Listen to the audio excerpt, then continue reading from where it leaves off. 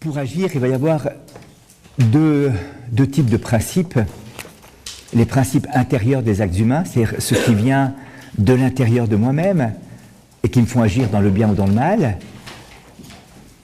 Ça va être les vertus et les vices. Et les principes extérieurs des actes humains, c'est-à-dire la loi et la grâce. C'est ce qu'on va voir maintenant. Hein, vous voyez, quand on dit principe intérieur, principe extérieur, c'est-à-dire qu'il y a un dynamisme ou une motivation qui va m'amener à agir et à éclairer mon agir. Cette motivation peut être soit à l'intérieur de moi-même, c'est-à-dire qu'il y a en moi un propre dynamisme de l'action, dans ma nature même, inscrite dans l'intelligence, dans la volonté, dans l'irascible, dans le concupiscible, ce qu'on a vu, hein, ces grands mouvements, qui vont donc devoir être ordonnés au bien et au vrai. Et puis, de l'extérieur, il y a un secours qui va être donné de deux manières, par la loi qui va éclairer ma conscience, et par la grâce qui va me soutenir dans l'action. Soutenir l'action de deux manières, par une lumière dans mon intelligence et une force dans ma volonté. Voilà, donc, je vais dire, vous voyez, de nouveau, tout est fait pour que je puisse devenir ce que je suis appelé à être. Tout est fait pour une construction harmonieuse de ma personne.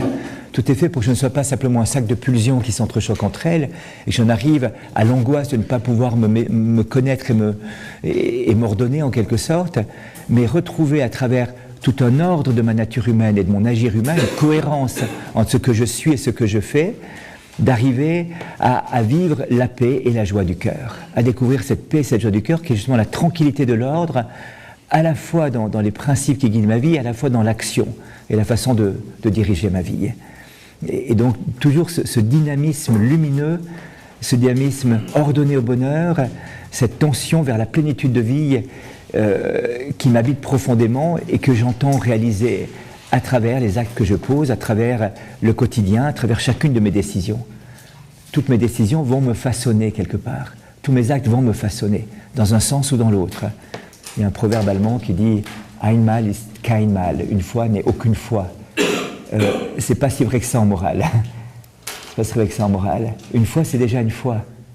Une fois, c'est déjà prendre la direction d'un côté. Alors, ça n'engage pas définitivement la vie, mais poser un acte ordonne ma vie dans un sens ou dans l'autre. Chaque fois que je prends une décision, chaque fois que je pose un acte, je me construis ou, je ne dis pas que je me détruis, mais je me déconstruis, je me désunifie. Hein, et donc il y a un mouvement qui va se produire à chaque acte que je pose. C'est donc pas du tout indifférent et anodin le fait de poser des actes décidés. Et si ces actes ne sont pas décidés et pas des actes humains, mais des actes simplement de l'homme, bon, ben, il n'y a rien qui se passe. Je reste une espèce de marionnette comment dirais-je, indéfinie qui n'arrive pas à se construire et qui vit en fonction de ses pulsions, de ses émotions, de son ressenti, de l'esprit du monde, des modes, des habitudes, des influences extérieures, du mimétisme, enfin tous ces principes d'action qui peuvent exister. Je fais ça par imitation, je fais ça pour plaire à papa et maman, je fais ça pour... par mes passions, je suis mes passions, moi je suis mon feeling. Moi je le sens, je ne le sens plus. Si tu le sens, fais-le, si tu ne le sens pas, fais-le pas. L'important c'est que tu le sentes. Bon, ben, c'est pas toujours très sûr, hein. Des choses qu'on sent qu'il ne faut pas faire, des choses qu'on ne sent pas qu'il faut faire. Voilà, donc il peut y avoir toute une conflictualité en soi à partir de ces choses-là. Donc vous voyez, où j'agis selon ce dynamisme inscrit dans ma nature, dans la raison et la volonté, et où j'agis selon le vrai, le bien et l'amour comme critère ultime de mon agir, ou bien alors je me laisse emporter par les événements, les circonstances, et dans ce cas-là, tout en me croyant être libre, parce qu'il me semble que je suis libre en voguant au gré des vents, ma liberté n'est pas très assumée. Hein, quelqu'un disait, être dans le vent, c'est un magnifique idéal pour une feuille morte en automne. Elle est dans le vent, voilà. C'est sympa, et elle fait de l'humus après. Mais ce qui est vivant, c'est la feuille accrochée à l'arbre, qui résiste aux tempêtes, qui résiste au vent, et qui se greffe sur la sève vivifiante du tronc, de la branche, afin de resplendir de la beauté qui est la sienne. Vous voyez ? Voilà. Et un vieux proverbe chinois disait « Seuls les poissons morts descendent le courant ». Les vivants, eux, remontent au saumon, attaquent les pentes vertigineuses et grimpent comme ça. Voilà. Et c'est ça, si vous voulez. Hein. Alors on dit, mais des fois j'agis contre ma nature. Non, j'agis contre mes tendances pécamineuses en moi, de péché, mes tendances de paresse, mes tendances d'orgueil, mes tendances qui finalement me dissolvent en quelque sorte, dissolvent mon unité. Alors c'est clair qu'il y a un combat, et on le verra, on en parlera du combat spirituel, mais ce combat n'est pas contre ma nature, il est contre ce qui est blessé dans ma nature. Il est contre ce qui me désunifie. Alors c'est vrai, il me semble que je lutte, expérimentalement parlant, concrètement parlant, je lutte contre moi-même des fois. Oui, mais je lutte contre ce qui en moi me désunifie, ce qui en moi est facteur de division, de destruction, de tristesse finalement, hein, ce qui va me conduire à une tristesse existentielle. Et donc, en luttant contre cela, je construis positivement ma personne. Et on le verra un petit peu à partir de quelques principes de la loi naturelle. Donc, on le voyait hier aussi, dans la structure de l'acte libre, qu'il y a tout ce processus d'intelligence et de volonté qui se produit, mais ce serait bien pénible si chaque fois que je dois agir, je devais refaire tout ce processus comme c'était la première fois de ma vie, avec tout l'effort que cela implique, avec toute la réflexion que cela implique. Et il y a donc quelque chose qui va se produire qui est ce qu'on appelle la vertu. Dans le sens qu'on va voir, dans les vertus cardinales en particulier, ce sont d'abord les vertus acquises, c'est-à-dire des habitus. Le mot habitus est un nom philosophique qu'il ne faut pas confondre avec habitude. J'ai l'habitude de fumer, mais j'ai l'habitus d'agir selon un certain nombre de principes. J'ai l'habitus de dire bonjour, merci. Je peux avoir l'habitude de dire bonjour, merci. Mais ça soit sur la tête de la personne, il n'y a pas de relation. Si j'ai un habitus de dire bonjour et merci, c'est-à-dire que j'ai un principe de politesse qui m'habite et qui sait que ces paroles de bonjour, merci, s'il vous plaît, constituent le fondement de la relation interhumaine. Et où je peux faire ça parce que je suis payé pour, et qu'on me demande. Hein. J'étais le jour à l'aéroport de Charles de Gaulle, et puis il y a ces kiosques, où on vend des cafés, puis des petits croissants, des trucs comme ça, et je vois derrière la caisse de ce truc la checklist de ce qu'une bonne serveuse doit faire. 1, dites bonjour au client, en lui souriant. 2, demandez-lui en le regardant dans les yeux ce qu'il veut boire ou consommer. 3, faites preuve de diligence pour le satisfaire.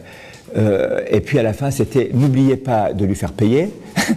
Et dites-lui au revoir avec un sourire. Et j'ai trouvé à la fois intéressant parce que c'est du bon sens élémentaire, et puis en même temps je me dis mais si la personne fait ça parce que c'est marqué sur le checklist, bon, ben, le type de relation on le sent bien, ça fait sourire Pepsodent et vendeur qui voilà, veut vous arnaquer un petit peu, en tout cas ça intéresse moins la personne qu'au porte-monnaie et au tiroir caisse à la fin de la journée. Et puis la personne qui est là derrière peut le faire vraiment au titre de l'humanité, tout en faisant son chiffre d'affaires quotidien et en faisant en sorte que vous ne partez pas avant d'avoir payé quand même, ce qui est la prudence élémentaire d'un vendeur, eh bien, de pouvoir le faire en disant, mais voilà, tu es quelqu'un, il y a une relation qui est là.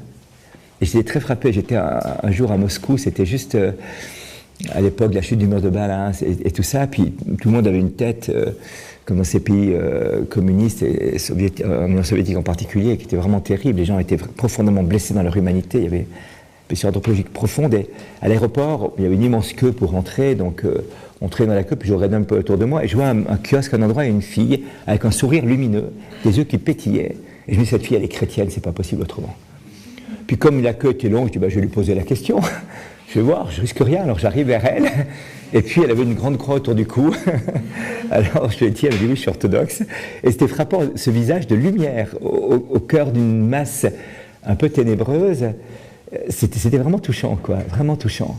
Donc, vous voyez, il y a une habitude de dire ça parce qu'on m'a dit que c'est sur la checklist et qu'il faut le faire, ou bien un habitus, c'est-à-dire que j'ai intégré ces principes élémentaires de la vertu de politesse, de la vertu de justice, si on la situe dans le cadre plus large, c'est-à-dire de la relation à l'autre, et l'autre a le droit à ce respect, et la première manière d'exprimer ce respect entre les hommes, c'est dire bonjour, s'il vous plaît, merci. Voilà. Donc, vous voyez, l'habitus est une disposition acquise en vue de l'agir. Les vertus cardinales vont concerner l'agir moral en particulier. On verra tout à l'heure les vertus intellectuelles. Il aurait peut-être fallu en parler en premier, parce que l'intelligence précède la volonté, mais on dira quelques mois après, je ne voulais pas trop développer cette question. Et parmi les vertus cardinales, il y en a 4 qui vont structurer en quelque sorte mon être. On les appelle cardinales, vertus morales. Cardinales parce qu'elles sont un peu l'axe, un peu comme le nord, le sud, l'est et l'ouest sont un petit peu l'axe du cosmos, en quelque sorte. Eh bien, elles sont cardinales parce qu'elles sont l'axe de toute ma vie. Et ce qui est intéressant, si je reviens à ce schéma que nous avions déjà fait, vous vous souvenez, on a vu que toute notre structure anthropologique, sous l'angle sensible et sous l'angle spirituel, était tournée autour de ces ouvertures de mon être, de ces appétits, de ces tendances qui m'ouvrent sur l'extérieur. Eh bien, les vertus vont perfectionner ces 4 appétits. Elles sont cardinales dans la mesure où elles perfectionnent chacun de ces appétits qui m'habitent. Par rapport à l'intelligence, il va y avoir la prudence. Par rapport à la volonté, il y aura la vertu de justice. Par rapport au concupiscible, il y aura la vertu de tempérance. Et par rapport à l'irascible, la vertu de force. Donc on est quand même assez bien fait, vous voyez, hein. C'est-à-dire que quand on parle des vertus, eh bien, on va se rendre compte que c'est en vue d'ordonner tout mon être au bien, au vrai, en permettant à ces appétits, à ce dynamisme de ma vie, à cette force d'attraction qui m'habite en moi, d'être ordonné de manière cohérente et juste vers ce pourquoi je suis fait. Je vous le disais,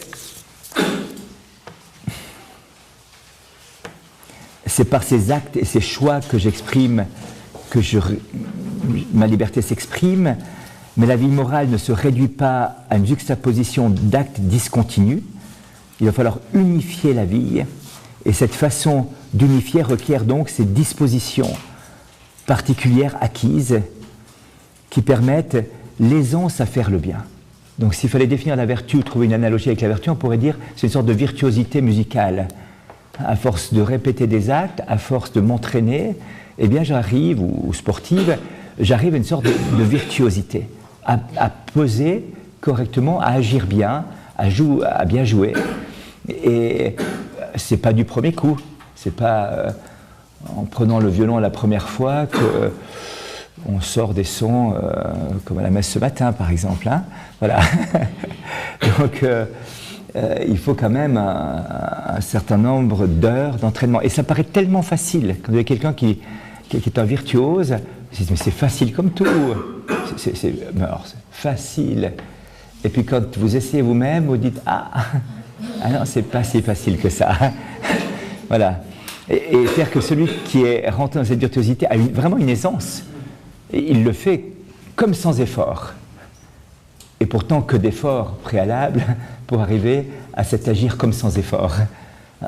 Et ça, c'est l'aisance à faire le bien. Et bien, la vertu m'établit en quelque sorte dans cette aisance à faire le bien.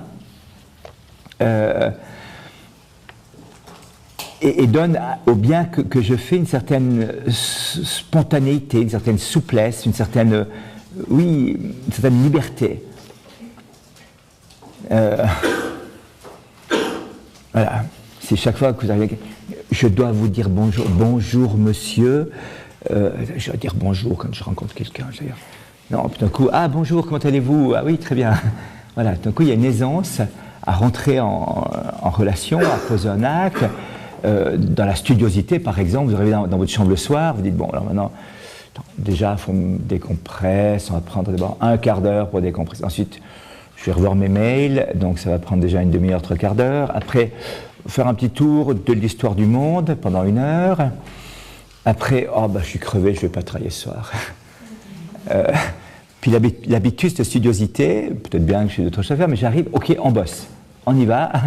Là, j'ai 3/4 d'heure pour revoir les cours, pour préparer mon truc, ok, j'y vais. Et alors, la première fois, c'est très difficile. J'ai pas envie. Puis tout d'un coup, je rentre dans ma chambre, et puis voilà, je me mets au bureau et je commence à travailler. Quelquefois, il faut redonner un petit impulse, reprendre une décision parce que ce soir-là, c'est plus difficile, j'ai pas envie, j'en ai marre, ça m'embête, voilà. Mais tout d'un coup, j'arrive à avoir des habitus qui rendent facile l'exercice du bien. Rendent facile l'exercice du bien.